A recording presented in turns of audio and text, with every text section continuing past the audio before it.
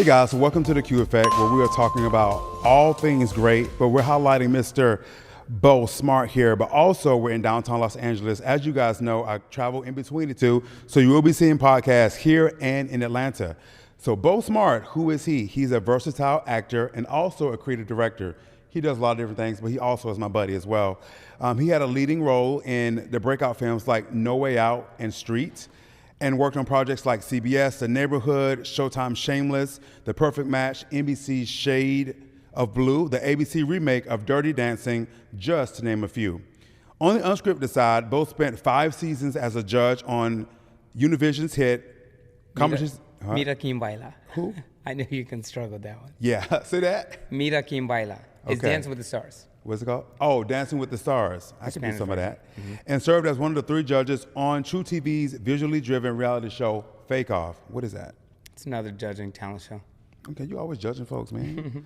Beau began his career in dance at 18, and then by age 22, he was choreographing for icons like Beyonce and Eminem. I know y'all love some Beyonce. She just killed it, by the way.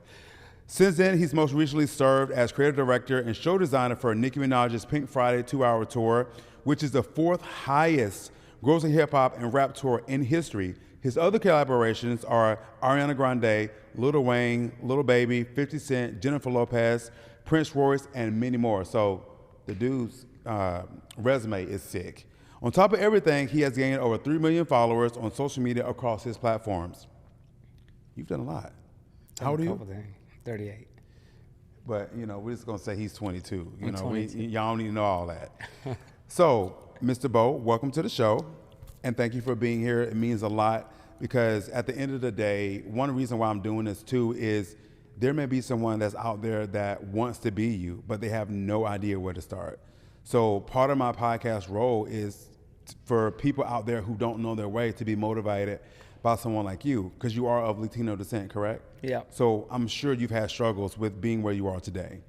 So that'll speak volumes to a lot of people who just wants to be someone similar to you. Yeah. Okay. So for you, so what made you step into the world of dance to begin with? Krump dancing. Krump, Krump. David LaChapelle did a movie called Rise on it, and it kind of took the world by storm. And I think 2005 it came out, 2004, 2005, 5 or 6.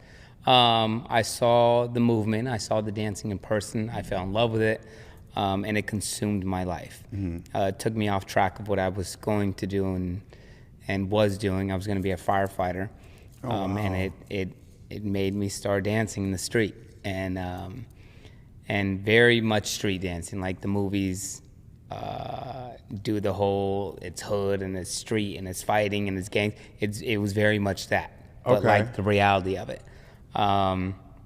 And I became very good and a little bit famous across the world in that niche of krump dancing.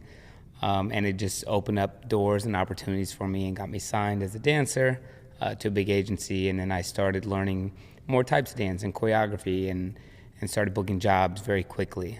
Within my first week of being signed, I booked a Sean Paul, Keisha Cole music video.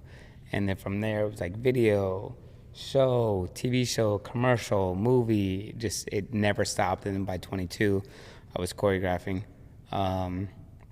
and just kept going from there. And was it self-taught, the krump style? The krump was self-taught because it was a very African-American thing to do. And it was pulled from the hood. It was created in like South Central, Compton, Inglewood. And it just was not anything else. Like if you weren't African American, you were struggling just to be accepted. Correct. And that's where the name Casper came from, because they made fun of me. It was a joke, and it stuck, and I couldn't get rid of it, and I hated it. And then I got good. Something clicked, and I became very, very good, and it became like, oh shit, here comes Casper. Oh yeah. It became a little bit more of like fear, respect, if anything, you know. And you know, and that's common in the African American community, especially when you're in an area where there's predominantly black. Yeah. So at first, you know, anybody of a different race is a little bit, you know, inferior until like you prove yourself to be one of them. And then at that point, you would probably get a nickname. Yeah. Well, I was not good.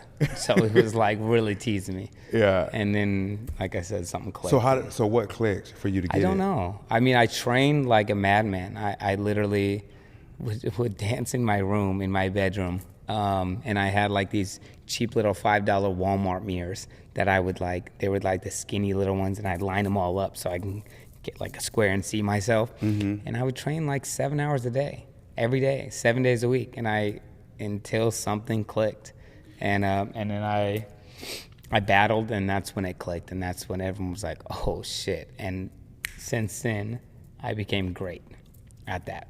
That is really cool.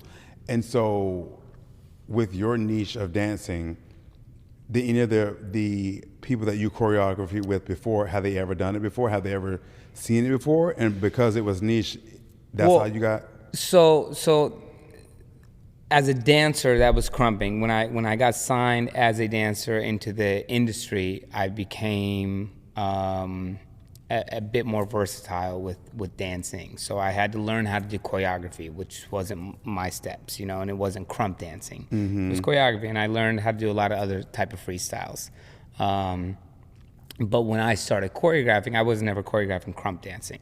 I had already kind of been leaving that world behind, that kind of street world, because I was in the industry. And I brought that into the industry as much as I could as a dancer when I was performing and freestyling. But once I became a choreographer, I was choreographing steps for artists. So I wouldn't choreograph crumping for artists, And I started working with a lot of women more early on. But yeah. Okay. So with that, what was the most physical or emotional demanding dance or choreography that you had to do? And who was it with? That I had to choreograph, or I had to do myself? Well, one you had to do yourself, and then one you had to choreograph. Myself, I think just learning steps was very tough for me, because I came from just freestyling and like a very aggressive type of dance, crumping. Choreographing, when I first started, it was making things flow was, like, I feel like the most difficult, because it was a world I wasn't familiar with, and I got opportunity, and so just making things flow together seamlessly and effortlessly was always, in the beginning, was a struggle, and then as time went on, it became much easier flow. So would it become more easier? How did you learn a new creative design in your head? Like, how did you, what was your steps? Say it was a new genre of music that you had to do. Like, what was your steps in order to make it a good turnout? Well, that's like a whole nother career. So like dancing is a career. Yeah. Then choreography is a whole separate career. And then creative directing, which is what I do now, is a whole separate career from those. Like, as a creative director, I don't touch the dance. Like, I hire a choreographer. I hire a supervising choreographer who hires choreographers who hires dancers. So I don't really, I'll check in and out on the studio when they rehearse, and I'll go look at it, and they'll say, hey, do you want to come see what we have? And I'll come look at it and give notes, but I don't touch the dance anymore. Like, I design the set design, the video content, the lights, the lasers, the pyro, the cryo, the effects, the hair, makeup, wardrobe, the budget, the trucks, the buses, the drivers, the production, stage managers, everything top to bottom. How taxing is that? That's taxing. Do you get any sleep when you're doing that? No, those jobs are tough. Like on a tour or like a big award show, like I did the Vanguard Awards with Nikki. That one was it's stressful, because it's so much weight that your artist is carrying, and you're trying to carry your weight, but you're also trying to take any weight you can off your artist at the same time, because they have so much on their shoulders, and you're also trying to put together a great show. Okay. And any of the people that you choreographed before or did this whole directing, are you did you ever have to butt heads, or was it hard for them to see your vision? Sure. Yeah. You definitely have difference of opinions with artists, because everyone has their own creative, everyone has their own vision, and everyone's an artist. I'm an artist. They're an artist. And so, of course, we have difference of opinion sometimes. And at the end of the day, as I get older, it was tougher when I was younger. There was a lot more ego involved because I'd be like, all right, then you make up something. If you think you've got a better idea, like type attitude. Yeah. But now I'm like, it's not my show. It's not my money. I'm not in front of the microphone. It's their show. It's their name. It's, you know what I mean? So if they don't like something and they say, I don't like that, then it's my job to say, okay, I'll bring something back to you. I'll bring some other options. Mm-hmm. It's not my job to go, well, then you make up something, you know, and have an ego about it. It's a collaborative thing that we work together on, and if they're not happy with something, it's my job not to butt heads. It's my job to bring new options, new ideas, you know? I remember when I went to the Missy Elliott when they was getting ready for like the big show with Sierra and Busta Rhymes, and I got to see behind the scenes what practice looks like with the dancers and stuff, mm-hmm. and it's insane. First of all, the nutrition is horrible. I'm like, if people are dancing for hours, the nutrition needs to support that. I don't let when I have my production put catering out for cast and crew and dancers and everyone, I don't let them put out a bunch of crap. Yeah, like it's fruits, it's like healthy. Nutri-Grain bars and sugar and what? I know. Can your boy get some nutrition? But you also got to realize, like, the masses of the world, like, Nutri-Grain bars sounds like nutrition. It does. Nutrition, you know what I mean? It does. It sounds like it's healthy and it tastes good, but it's full of sugar and preservatives, and we know it's not. Yeah. It's just as bad as candy. Exactly. You know? I'm like, you might as well get him a Jolly Rancher. Yeah. Or Snickers or something. Yeah. But I don't know. I don't know. Maybe at some point they may hire a nutritionist or something, but it's rare. It's rare. It's got to usually come from like a higher up that or the choreographer or the director or artist that sees the table and goes, come on, we can't have all this bad food. We can't have chips and candy and things. Like, we need some healthy stuff in here. Correct. You know? But at the same time, they are burning an obscene amount of calories a day, and they do need sugar, and they do need, you know, big carbs, and they want snackies and stuff. So it's like finding the happy medium of like stuff that they actually want in there because it's their choice. Yeah. And giving them healthy stuff too. So it's, you know, giving a bit of both. And as far as being a dancer, like, are there any, if someone wants to be a dancer, what does that look like in order for them to become professional? I think just like any profession, there's always challenges with, you know, there's a lot of other people that want to do what you're doing, whether that's being a practitioner or a dancer or a director or an actor or a singer, a model, or whatever you want to do. Obviously, the industry is really tough. It's a tough, scarce, rejecting, hard place to be in. So is it similar to acting as far as getting rejected? Yeah, the industry as a whole, whether you're acting, modeling, dancing, singing, writing, directing, like there's just, you know, all the in-betweens. The industry is just a very tough place to be in. Even tougher when you are one of the stars, right? Like one of those main people.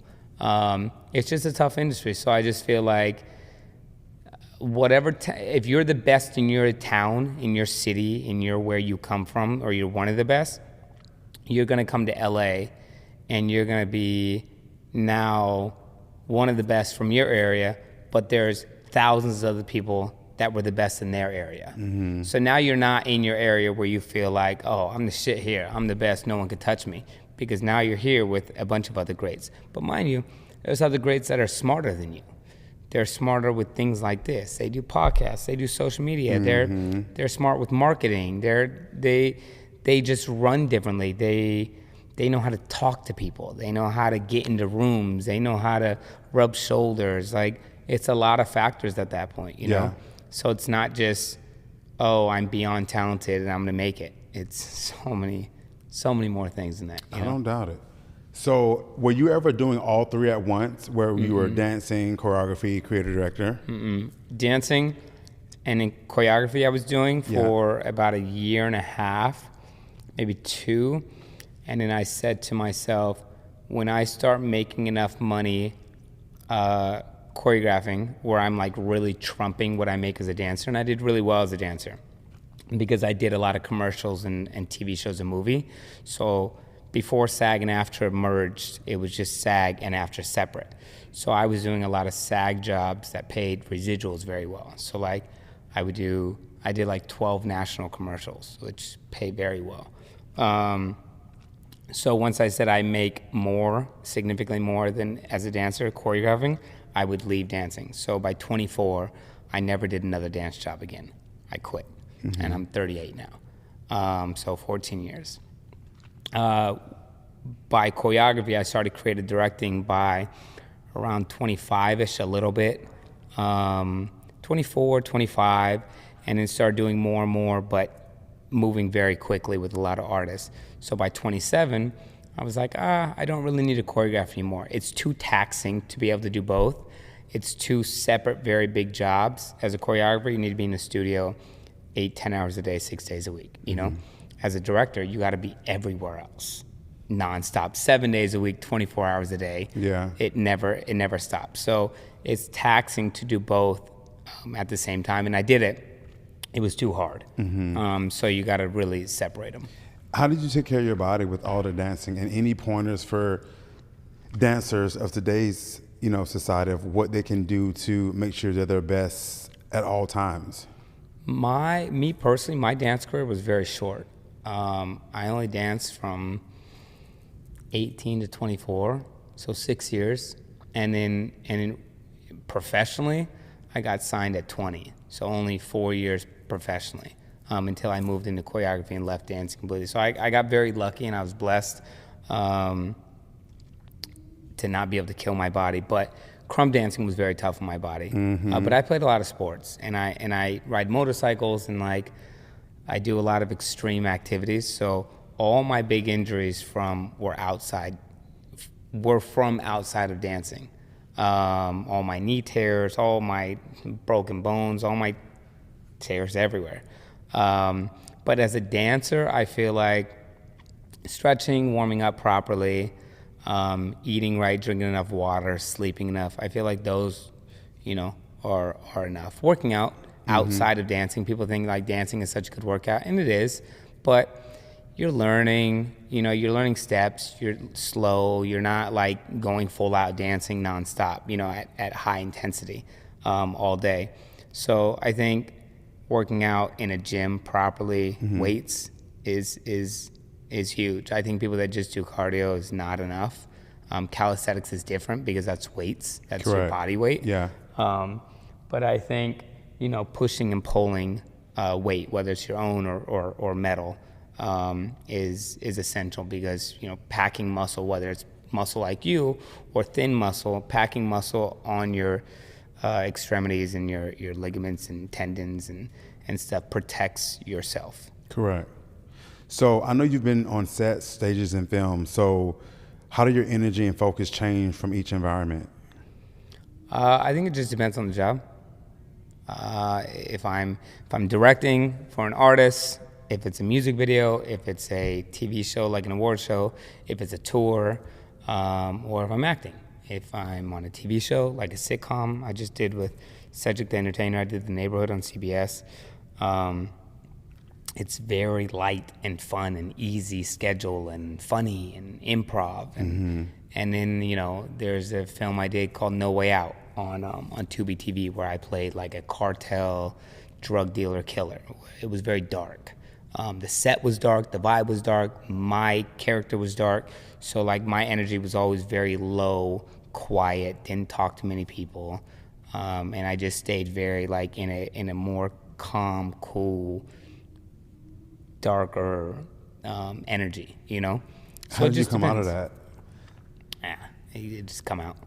Because and I think about things like that, and then you think about people like Heath Ledger. Yeah, but that's like, first of all, he's a method actor. I think there was definitely drugs in play and alcohol, which I don't partake really in either. You know, and then and you got to think of movies like that they're shooting for 10 months, 12 months. You know, on these $100 million movies. You know, I shot this film for 3 weeks, 4 weeks. I don't know if I had to play that kind of a character, and you know, and I was drinking and doing drugs and stayed in it for 10 months, 12 months. I don't know. Yeah. I don't know. But I also am not a method actor.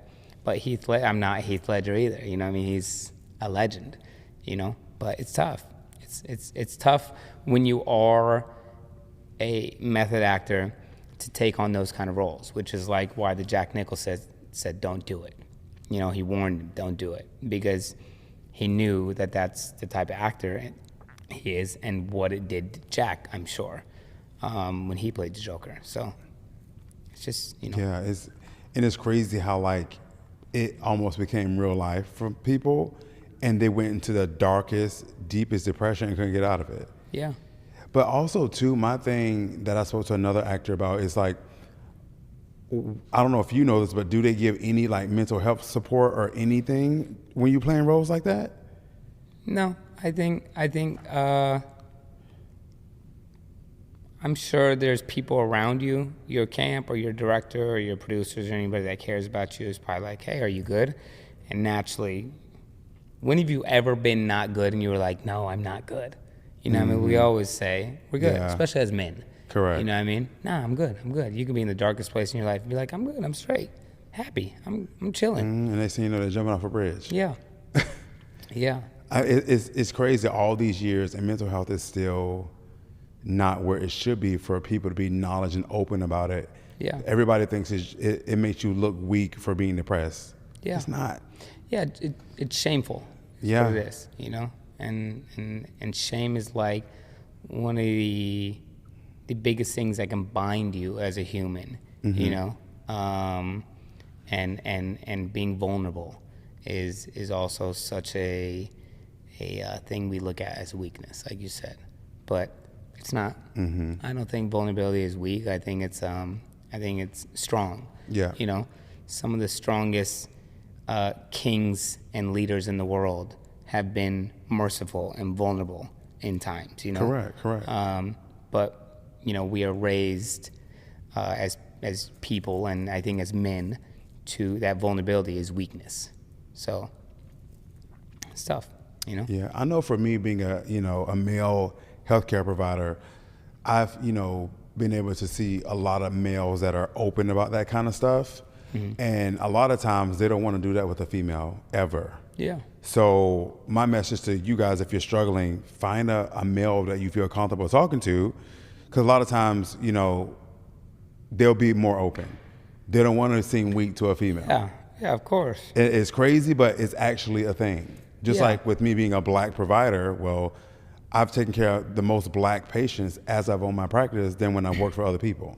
So it's weird, but I didn't realize that that's how a lot of people think, whether male or African American. They want to go to someone that looks like them as well. Of course.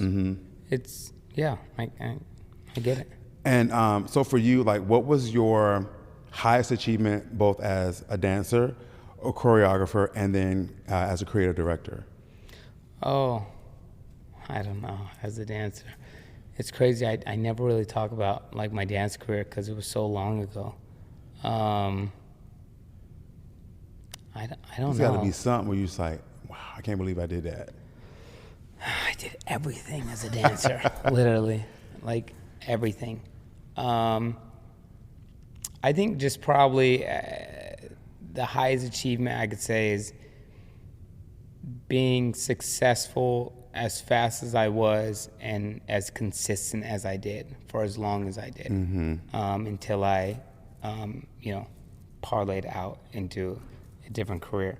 But I did everything that you could do, thankfully, as a dancer, and that was great.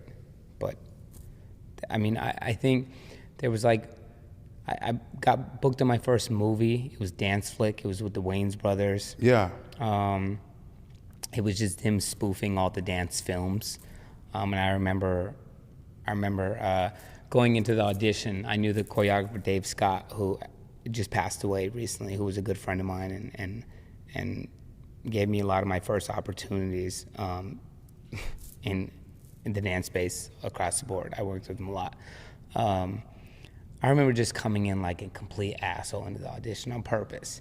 Like, it was, I think it was like a basketball. It was like basketball, like driven. That was the scene. It was going to be like basketball choreography for it. I think that's what it was. That was like a Nike job. I don't remember. But I always came in like an asshole to Dave's auditions. But I just came in loud. I came in the front. I dressed up on purpose like it was damn near Halloween, just to get attention from the Wayans brothers, who Damian Wayans was the director and sitting in front with Dave, which I got the attention. I ended up booking the job, and they just thought I was very funny. Yeah. And I remember how excited I was booking my first movie. I was like, Mom, I booked a movie. I was like 20 years old or something. And it was such a fun job.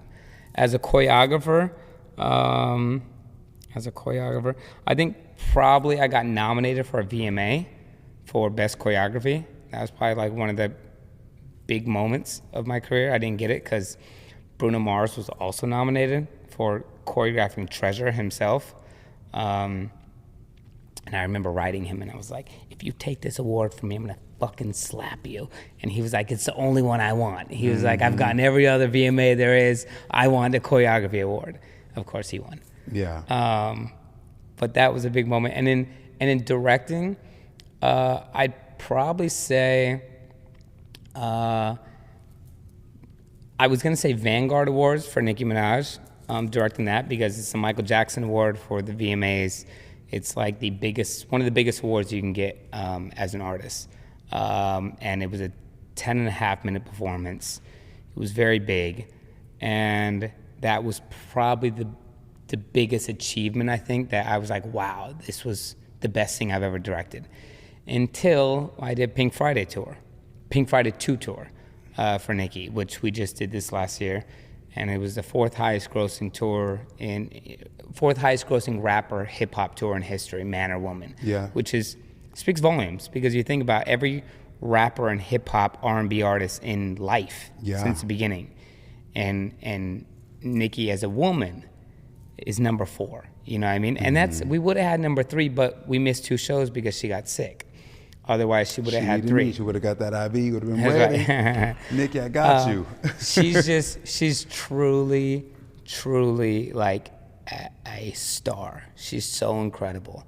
And her talent is just not only so unmatched, but it's just, you watch her and it's just, she has this ism, this thing that you can't learn. You can't buy it. You can't be taught. You can't get it later in life. It's Correct. just, you're born with it. And die. when she walks on stage, you just can't look away. You know what I mean? It's just, she's that good. And that tour was absolutely incredible. And designing that and directing that tour was I'd say, the highest achievement on the directing space that I've done. That's awesome, because I know she had a lot of different music. So to be able to do all that's some serious creativity. Going through her music was so tough, because we wanted to keep it so on this new, like, have the new album and new music and stuff, but like, she has 15 years of hits. Yeah. And like, she doesn't have like, 1 or 2 singles on each album that are big songs. She has like 10 on each album. Correct. So like, going through, and then she puts out singles that are smashes like all the time. So going through her stuff and being like, wait, we can't put Bees in the Trap? Wait, we can't put Did It on them? Wait, we're not gonna put this? We're not.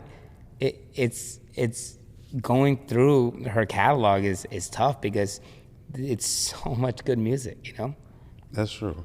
And when I went to see Missy Elliott's concert, man, and I knew all the songs. Of course. And you don't really realize it until you're there and they bringing up all the songs that and then there was some you say, hold on, now where was this one at? Yeah. So I get what you're saying. That's cool. And the same and you thing, remember those moments that you're like, I remember I was in high school. Yeah, This used to be my song. Yeah. Yeah. Because even when I went to Coachella last year, and it was like she had the most people watching her. You know, she was like right before Lady Gaga. I mean, if you see the stands, man. I went. I saw it. I was there. It was. And what's crazy is that I had like the VIP. Yeah, same. Or I had an artist pass, right? Yeah. And I couldn't even get into the pit. It was so like off side of the stage that you couldn't see anything but an IMAG, which was like close up on her face. So I walked out to GA, like to the very back, probably like 1,000 yards back, just so I can see the middle of the stage, but it was so far. Yeah. But I just wanted to like see the whole stage and see her perform and listen, and Missy's And it was crazy how legend. creative the stage was without being like in a stadium. Yeah. Because I went and saw her in the stadium in Atlanta first. But a lot of the stuff I don't know how they were able to make that creative with just a stage. Yeah. Like, Yeah, it was, because it's a big dope. stage. Yeah, hi-hat is her creative. You just have mad respect for the people that, because after learning that and seeing it in the backgrounds, you get mad respect to the people who do all that. Like, I can't even imagine. There's probably some days you pulling your hair out. Hi-hat's been with her for like 20 years or something like that. Yeah. Hi-hat's her creative director, her choreographer, ahead of all of it. She's the woman who hired me on my first commercial ever as a dancer for McDonald's at like 19 years old. She's an OG. She's a legend. She's so nice. She's great. Yeah. So nice. So for anybody that wants to dance, you know, and wants to become professional, what type of advice would you give them? Keep training, keep learning, keep getting better, because there's always someone better than you, always. And so if you think you're the best, you're not. You're not even close. Yeah. Because there's tens of thousands, if not dozens, but if not thousands, hundreds of people better than you in the LA space or in New York or wherever. So just keep training, keep getting better, keep learning more. I say the best dancer is the most well-rounded dancer. So if you do hip hop and that's all you can do, that's all you can do. You're limited. But if you do hip hop and pop, and you can tumble, and you can freestyle, do some breakdance, and you can pop, like pop, and you can vogue, and you can do ballet, and you can do jazz, and you have technique, and you can turn, then you're more well-rounded. You're probably gonna book more jobs, you know what I mean? Because you have more to offer. It's down to you and this guy can do a bunch of backflips and all these tricks and do the choreography, and you could do the choreography, but that's all, I'm gonna go with him. Because I can utilize all that other stuff he does too, you know? If I bring in a choreographer that's like, oh, I needed a triple turn, you know, to do 3 turns with spots and then go right into choreography. And you can't because you're not trained, but this guy's trained, I'm gonna go with him, you know? So being more well-rounded is gonna get you more opportunity, you know? Same with your field. I mean, you know, I was like, what do you, you were like, oh yeah, I do hair. I'm like, what the fuck? You do all this shit. You're like, yeah, I do it all. Which gives you more opportunity to make more money. Correct. Right? And that's Correct. what we do at the end of the day, right? Yeah. So what we do is very similar. Yeah. You got to stay relevant. Because, I mean, if you throw a rock, especially in Atlanta or here, there's like probably 10 med spots on every corner. Yeah. But one thing about me, though, a lot of them don't do peptides, hormones, stem cells, exosomes. They just do your outer beauty. Yeah. I want your inside to look just as good. Yeah. So that's where mine you is do. the difference. Yeah. They're usually one or the other. You do both, and you do it at home. You know what I mean? So yeah, you got quite an edge. But again, more well-rounded, more versatile. You know. And going into that, how are you liking starting peptides and things like that? I like it. It's different because I've always been so natural and been able to get absolutely diced. And everybody is not that blessed. Also, everyone doesn't do the research on macros, you know what I mean? And really learn your nutrition, which is like the battle, you know? And it's not, and what I tell people is you can be on the craziest macro diet and you can get thin and you can be down to straight muscle and lean, but your muscle won't look a certain way. And that comes into the aesthetic, which comes into the training, which I know how to do very well too. I don't just train one way. You know, I mean, I train across the board and all kinds of things. I know how to hit my heart rate. I know how to do my cardio. I know how to lift. I do a lot of different things. I do whether it's F45, boxing, kickboxing. And I'm not talking about classes. I'm talking about like real training. I run mountains, with my dogs. I walk on a treadmill at a super high incline for 45 minutes. You know what I mean? At a 3 mile per hour, and that burns fat like crazy. I get on the Stairmaster. I get on the bike when I'm when I have knee injuries or ankle or whatnot, because it's non-impact. I lift hard when I lift, you know what I mean? And hard where I'm not tearing anything. As I get older, you start to realize I can't lift as heavy as I used to, or I shouldn't, because you're just more prone to accidents. Correct. So starting the peptides and stuff, you could definitely start seeing it has an edge for sure. It definitely makes things easier as you get older than you did. But you're right, everyone doesn't. I have good genetics where not only do I do everything right and I know how to do it, and I've studied and learned how the macros and the training, but you could still know all this stuff and your body still doesn't snap in. You know what I mean? I'm lucky in that way. Listen, I didn't get to be 6 foot. You know what I mean? I didn't get to be 6'2", but I got to be have a good body when I train for it. Exactly. But the peptides do definitely help for sure. Yeah, and I gotta tell people all the time, like, especially with it being natural, like you want to look good, you want to feel good, especially like with skin. I tell some of my actor buddies, like, bro, like your skin need to be on point. You can't be a model and your skin look like roadkill. Like, peptides, get your facials, do your lasers, sunblock. Even my black folks, I'm like, y'all, we still have to do that. Yeah. Oh, really? Yeah, never. I'm telling your girlfriend.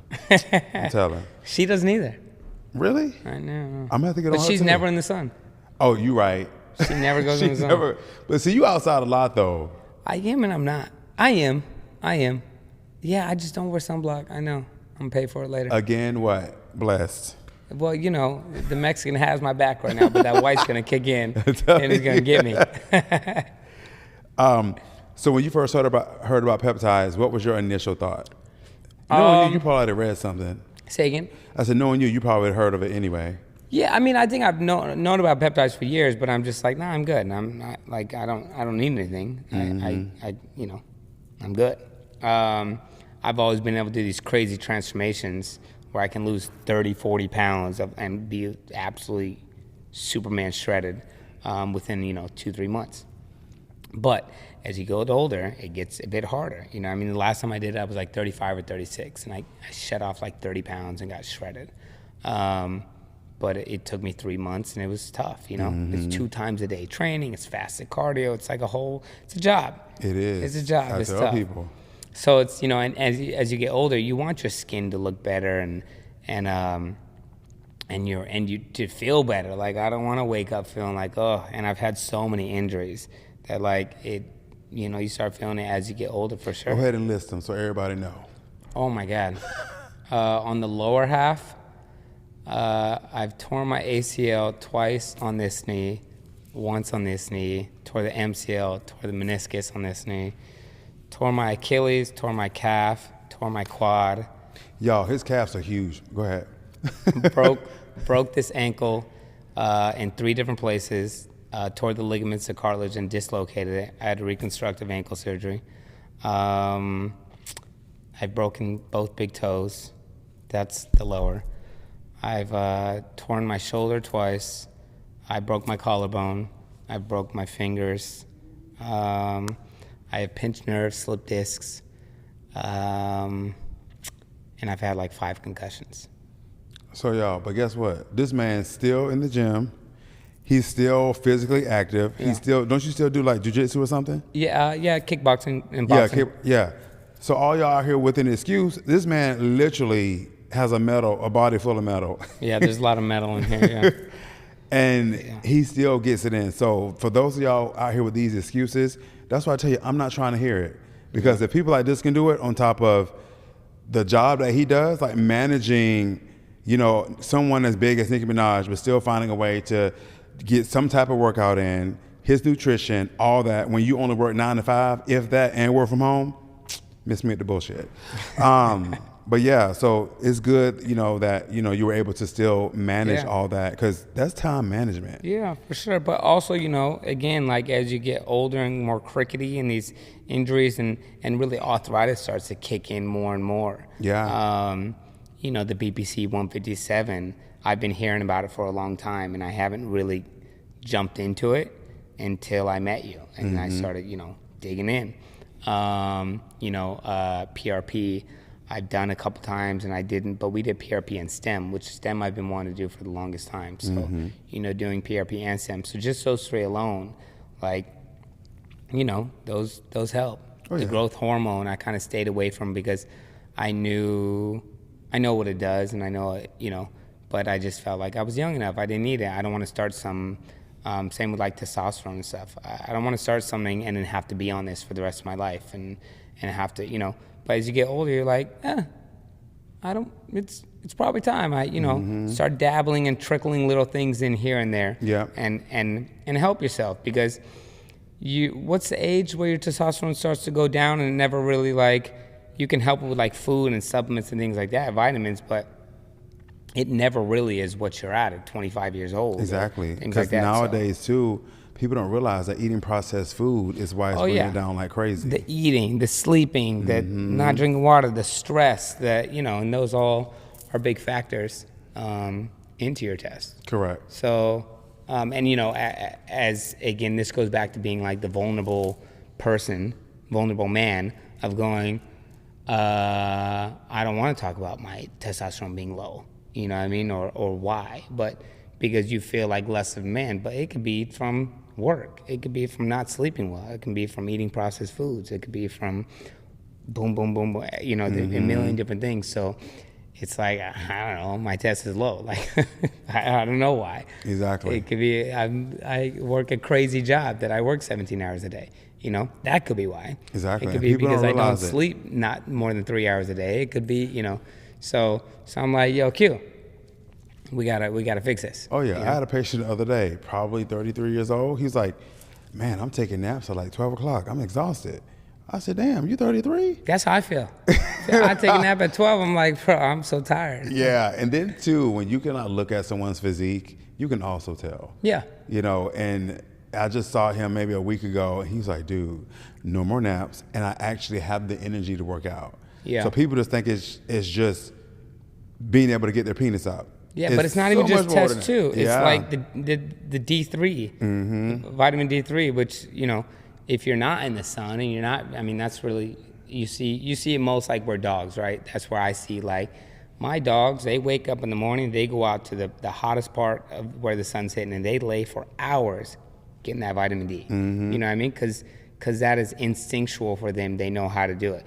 We don't do that. We don't work like that. We're also so worried about being like sunburned and, sun exposure and things like that. So we don't work the same way. We got to get it in our foods and our vitamins, So when we did our blood test and you're like, bro, your B12, which is your energy, your sleep, your things like that, is way down, and your D3 is way down. I was like, fuck, I gotta get those up. You know what I mean? And that's just so far off from testosterone. Those are other things. That's why it's always good to get a full blood panel. Oh yeah, and these doctors don't even check that. Yeah. Like, bro, check that on everybody. If Yeah. you want someone to, for one, vitamin D, if you got somebody being sick all the time, I promise you their vitamin D low as hell. Yeah. Those are the things that you want to be trying, and I see patients all the time. I'm like, can y'all just test this? They only test part of it. Test everything. The insurance pay, you gonna get your money from the insurance company. Test this. Like, why are you actually, I beg to differ, like, why are some providers are here? Yeah. Like, are you gonna actually help this person or not? So that's why, for me, I tell patients all the time, like, just pay cash, because insurance is only there for when you're about to die. But preventative stuff keeps you living longer, keeps you feeling longer, and you won't have to go to your primary care doctor who you're not going to talk to anyway. So it's just little things like that. So for you, what do you believe about longevity? Like, is it, of course, what you eat, taking care of your body, but like, what do you think longevity means to you, and how you've been able to be successful for so long and then do 3 different careers? Man, it's tough. You know, it's like I had a crazy year last year, and it's like a slower year this year. But that could change very quickly, you know? That could change next week. It could be a crazy year next year, or another slow year. Who knows? This industry, like I said, is so fickle and so tough to be in that you do have to be patient and ride the waves when they come and sit patient and chill in the water and not panic when the waves are not coming. You know, and if anybody knows surfing or ocean, I don't surf, but waves come in swells. You know, I mean, they come, and then they stop, and then everyone just sits there, and then they come again. You know, what I mean, and that's the same kind of thing in life. You know, your waves come and you ride the shit out of them, and then when they're not here, you work, you find different avenues, which is why I'm like, okay, cool, I'll do some social media. Okay, cool, I'll do acting. Okay, cool, I'll do creative directing. Okay, cool, I'll go judge a show. Okay, cool, I have nothing. Great, I'll work on my fitness. I'll work on myself. I'll work on my health. You know, I'll get myself in shredded shape. So that way, when I am on some crazy job and I don't have the time to be in the gym 2 times a day or things like that, I'm already at a great body. Correct. You know what I mean? So I can slack now. You know, I can slack off. So that's why, like, right now is a slower time for me right now, and I've lost 35 pounds. You know, I can tell. I was 215 and now I'm 180. So, you know, I've been focusing on my eating, my working out, my internal, my body. So that way, when I do jump on a job, I'm like, oh, I'm feeling great. And you look better and you feel better when you're on the job, you know? Correct. You're not carrying all this extra weight around. And Because I tell people, too, like, you don't got to be walking around like a bodybuilder, but at the end of the day, how you look is your business card. Yeah. Like, for real. Yeah. I mean, there's providers out there who are big as hell that do well, but also, like, if you're a banker, you may not want to be like, I'm not on TV. I don't need to be absolutely dice shredded looking like I'm competing. I get it. But you could still be in shape because it gives you confidence. It gives you self-esteem. It makes you feel good, you know? And I know girls are always like, oh, I love dad bods. Dad bods are great. You can have a dad bod and still be in shape. Absolutely. You know what I mean? Because you could be in great shape and not have a six-pack. And mind you, having a six-pack is, I want to say so overrated. I mean, I need a six-pack, but that's because I'm on film and I'm vain as hell because I'm on TV and social and this thing. But, like, I always feel best when I don't have a six-pack because I'm like, I'm sitting in a heavier weight, but I'm muscular. I feel strong. I feel healthy. I feel like I can still eat what I want. And I still look like a machine. I still look like I'm yacked. I don't think there's anything wrong with that. You know what I mean? I think, like, you can be in great shape with a dad bod. You know, you don't have to be 160 pounds, like, just feed out, shredded. I think that's like where people are doing too much. You know what I mean? You can do the peptides and do the stuff and get in good shape and feel good about yourself and feel like I'm strong, I'm healthy, I can run a mile, I can bench my weight, you know, and be in a good place. Exactly. Nobody asks you to do too much, just the bare minimum, so Yeah. you don't have to go to the ER for a heart attack. Yeah. You know? So here we have, the first thing that comes to mind is some quick questions. So, best warm-up move before a long rehearsal block? Man, I'm not even in rehearsals anymore. I don't know. I'm in office. What would you say to today's society, though? Like, what would you, if someone asked you, what do you think they should do? Before rehearsal, before, like, working out? Rehearsal. I'd say like some jump ropes, some jumping jacks, get your blood flowing, get your heart rate up. Getting a little glisten is good. I think like a 5 to 10 minutes of, like, I always do either walking on an incline, a treadmill for 10 minutes, or like a Stairmaster for 10 minutes. Those are like my 2 warm-ups, always to get my body moving. Okay. Now, if you're in a rehearsal space, you're not going to have those things, but, you know. Okay. Most underrated recovery tool. Ooh, most underrated. God,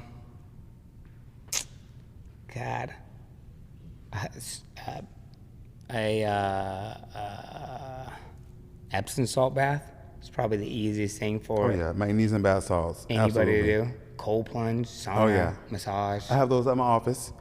A song that gets you moving no matter what or where you're at. Probably like, what is it called? It's called, I have it here, hang on. And I'm gonna need you to send that to me. It's called Milwaukee, and it's like a house song. It's Milwaukee by Zerb. Okay. And then one supplement you actually feel a difference from, Well, whether what? it's a peptide or a vitamin that you've been taking. I'd say probably The BPC, brother. I'd probably say the BBC. I can answer that one for you. Yeah, the BBC is a good one for sure. So in today's society, say if you weren't dancing or doing choreography, or creative directing, what would you have done? Acting. What I'm doing still. Okay. I don't know. I mean, if I wasn't in the industry at all, firefighting. Okay. And where did it even come from? I just wanted to be a firefighter since I was a little boy. Okay. I went in like the Fire Explorer program, which is you train, you do all these like training things, and I did it for years. And it like looks good on your resume when you actually do apply, and after you get your EMT license, then when you apply into firefighting, having 3 years as a fire explorer is very strong in your resume. Okay. So that concludes all our questions. And of course, y'all, you can follow Mr. Beau here on how many platforms do you have? All of them. We're going to need a list. Instagram, TikTok, Facebook, I don't really use, but it's there. He's always doing something Twitter. great, guys. He's into fitness, he's into health.